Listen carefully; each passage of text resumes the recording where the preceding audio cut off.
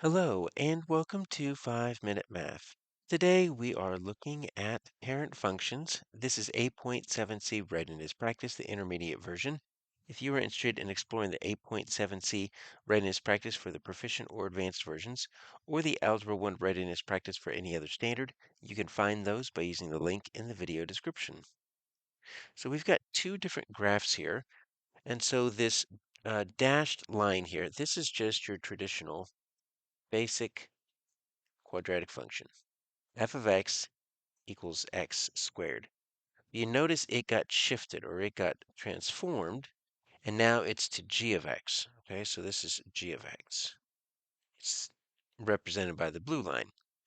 And so there's some things that we can describe about g of x in terms of f of x, and it's going to be helpful for us to keep in mind. Now, when we're talking about transformations, typically we're going to see something like this. We're going to see something like, and I'll put it in a different color,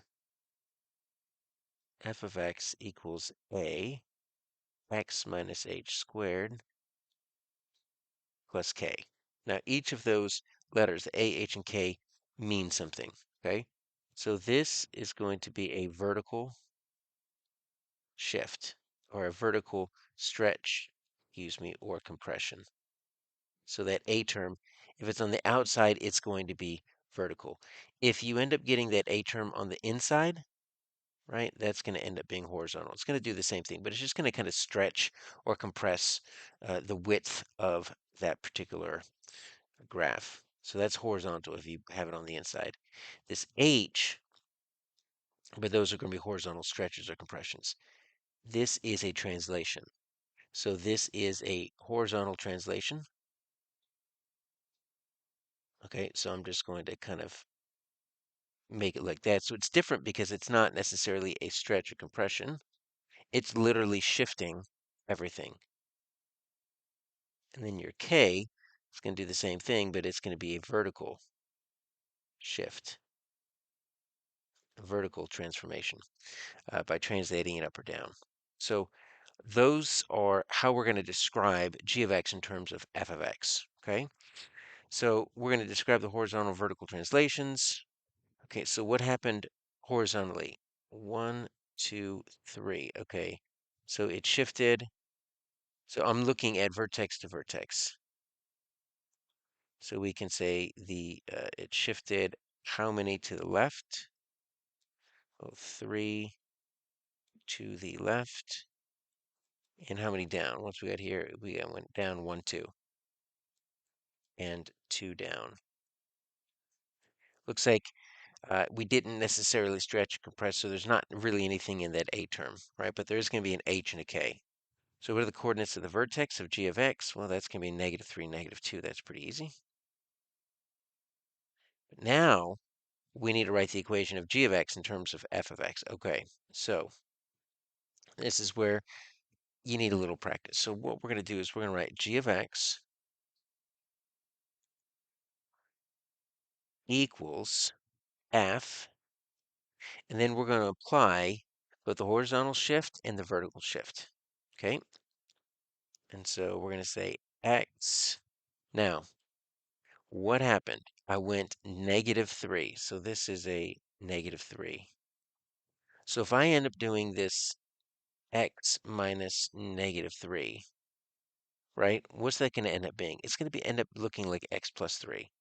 So that's the tricky part. Is the default form is x minus h, and so if you have a negative, the two negatives actually make a positive. So this is going to be an x plus 3 is going to give me that -3 shift because it's x minus -3. And then I have the plus k. Well, the k is down 2, right? So that's down 2. That you can just leave as a down, so as a negative. So that's where it gets confusing when you're looking at the horizontal shift left and right. It's already in an x minus h.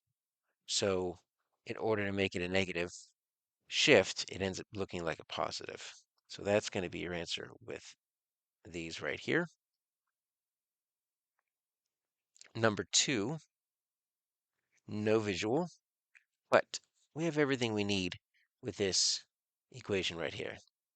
All right, so what happens the horizontal, and let me just go ahead and keep this in our mind, right? So f x equals x minus h squared plus k. That's horizontal.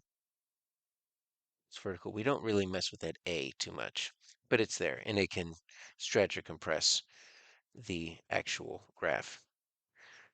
So all we have here is we have something in this h position, okay? So it's x minus 4. Well, that h, it's already an x minus, which means that 4 is positive. Okay, so the horizontal translation, so we can say it shifted 4 units to the right. Since that h is always positive, it's x minus h. X minus 4 means that 4 remains positive. So it's going to the right. What do we do with the k? Well, it's in minus 9. And since it's supposed to be a plus k, that means it's negative. So we're shifting down. So we can say we shifted how many units? Well, it's 9. So 9 units down. Now, the nice thing is we can always get our coordinates of our vertex. If we get it in this form here, coordinates of the vertex are always going to be hk. The only thing you always need to be, mindful of is the sign of that h term. So what is our h term? Well, our h term is 4, and our k term is 9. But it's a negative 9, so we need to make sure we keep that there. And that's going to be our vertex. Now, this only works if it starts with your traditional f of x equal, the parent function is f of x equals x squared. If this function started anywhere else, we would have to apply that, but that's going to be our new vertex, and you can pull that straight from the transformation. All right, for number 3, so we've got the vertex of a graph of g of x is, all right, so here's our new vertex. It looks like it's negative 7.2, but it's not off the x-axis. And it was created by translating this function horizontally.